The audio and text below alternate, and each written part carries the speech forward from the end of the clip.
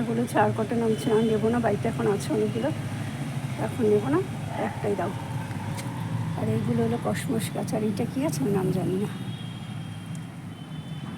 এখন আসলাম, রাত্রিবেলা এসে রেখে গেছি। খুব টেনশনে ছিলাম যে আবার যদি শামুক খেয়ে নেয় সেই হয়তো। তো এসে দেখলাম না, মোটামুটি গাছগুলো ঠিকই আছে। এখন হিসাবে একটু অল্প অল্প জল ছিটিয়ে দিলাম। ইচ্ছা করে মাটির গোড়ার মধ্যে রেখেছি, গাছের গোড়ার মধ্যে মাটি আছে, এখান থেকে জল পেয়ে যাবে আর এই গাছগুলো লেগে যাবে।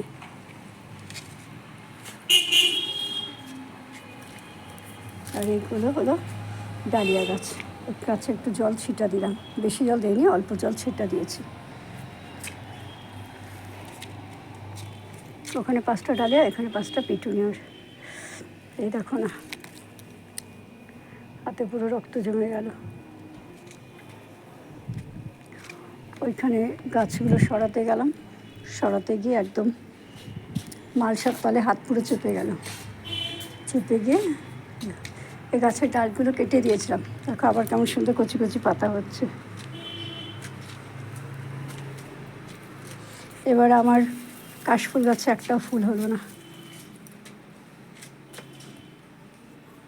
আর এইটা হলো কৃষ্ণ তুলসী গাছ।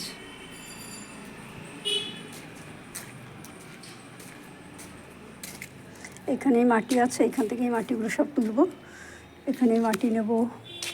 তারপরে এই যে এখানে ড্রামের মধ্যে সমস্ত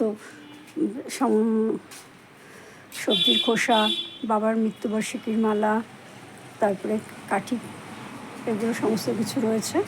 এগুলো দিয়ে ক্যারেট, মিষ্টি 2খানা ক্যারেট নিচে রয়েছে, সেই ক্যারেট দিয়ে গাছ বানাবো।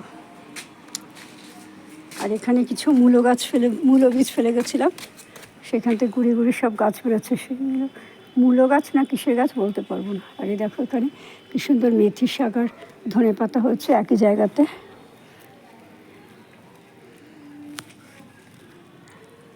আর এই গুড়ি গুড়ি গাছগুলো আমার মনে হচ্ছে মূলো শাক হলে হতে পারে। দেখো মূলো বীজ ফেলেছিলাম, এই দেখো মূলো বীজগুলো রয়ে গেছে।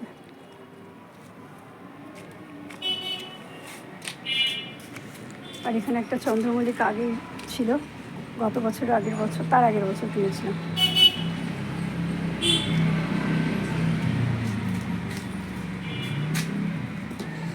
এখানে বেগুন গাছটা নষ্ট হয়ে গেছে, আমার কাছে গোড়াটা খুলে গেছিলো, মানে গোড়াটা ছিলই না, আলগা ছিল, ধরতে না ধরতেই দেখলাম উঠে এসছে। তারপর দেখলাম গোড়াটার তলে কিছুই নেই, এখানে মাত্র কয়েকটা ধনে পাতা বেরিয়েছে। জলে রেখে জবা গাছটা কেমন সুন্দর বেঁচে আছে। শীতকাল হলে গরমকাল হলে এত গরমে গাছটা অর্ধেক মরা হয়ে যেত। আর এখানে যে সব কপি গাছগুলো দিয়ে গেছিলাম লাগিয়ে দিয়েছি, সে এখানে খুব বেশি একটা জল দিলাম না, মোটামুটি ভেজাই আছে।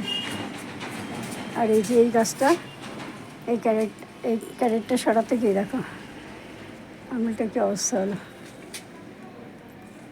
রক্ত জমে গেছে, দেখো রক্ত জমে গেল, হাতগুলো সব ফেটে ফেটে গেছে।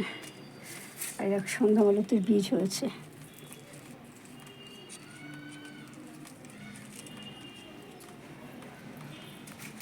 আর কলা গাছটা কী করেছি, বেঁধে দিয়ে গেছি, কারণ কলা গাছের তলায় যে ছায়া পড়ছে না, সেই ছায়ার জন্য গাছগুলো সব নষ্ট আছে।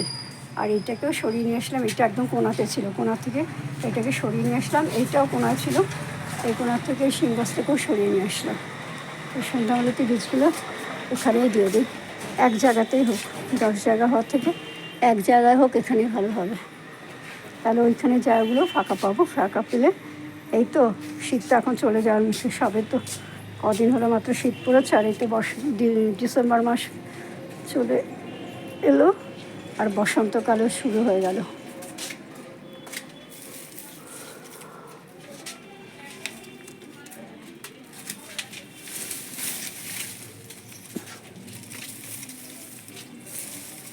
আর বেশি কিছু হচ্ছে না। শিম গাছটাতে রোদ পায়, সেই জন্য গাছটাকে টেনে সরিয়ে নিয়ে আসলাম, দেখা যাক কী হয়। দেখো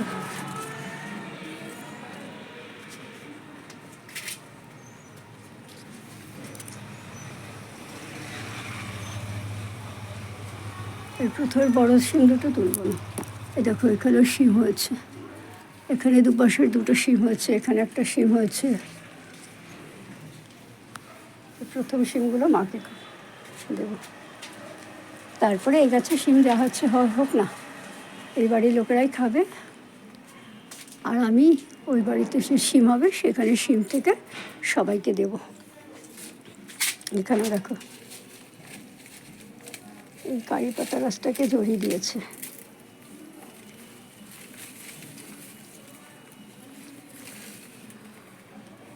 কারি পাতা গাছটা জোরে জোরে লেগে যাচ্ছে, এখানে জোড়া। এখানেও শিম হয়েছে দু একটা।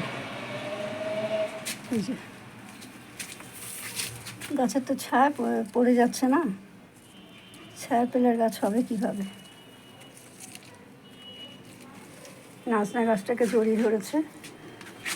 এই গাছের রস তো অন্য সব গাছ খেয়ে নিচ্ছে না, কী করে হবে বলো?